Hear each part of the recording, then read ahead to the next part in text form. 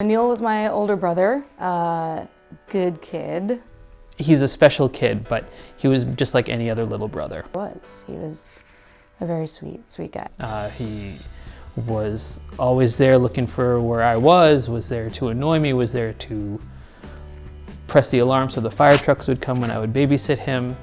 But he was a very caring person, and I think the influence he had on my life was something I don't think anyone else will ever compare to.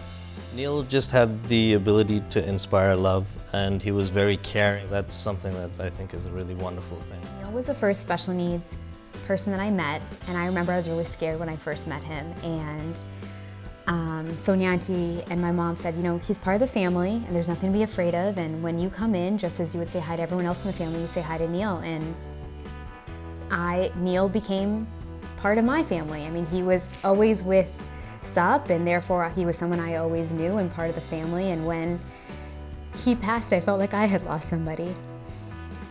And my first memory of Special Olympics is going with Neel and Sup and Jithain Uncle to Bowditch Field and being there and supporting him as he ran. And that was probably one of those first memories I have of an activity that was for Neel. It wasn't Neel accompanying me and Sup, it was us going for him. He was not a runner, but when you motivate him, he will do anything.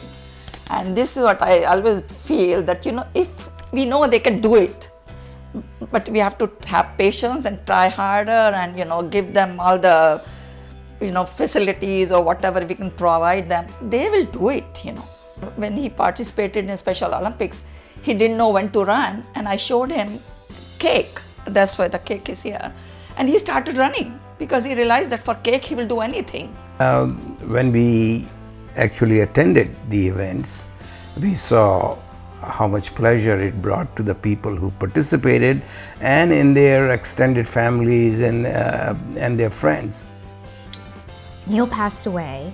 I remember kind of stumbling upon the Jolly Jaunt 5K, and I remember saying to Sup, I know you might not be ready right now, but this might be a really great way to honor Neel in the future.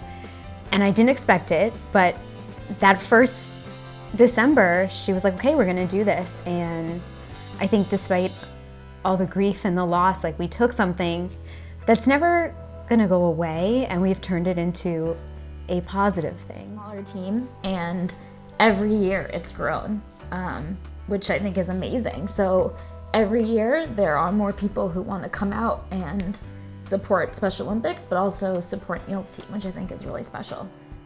I participate in the Jolly Jaunt to not just sort of honor him, but to make sure that his memory stays sort of with us. I think, you know, there's so many people who, they're like, oh yeah, we remember Neel, you know, this one story, or, you know, this one thing that he did. And I think it's important for the people that we sort of hang out with, and the kids and my nieces and nephews, for them to hear those stories.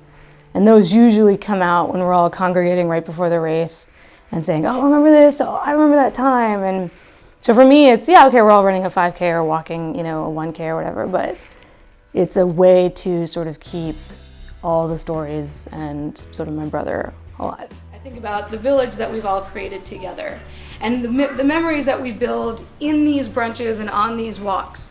Those to me are really important. We've turned what was a devastating loss 10 years ago into something kind of simple and actually really beautiful.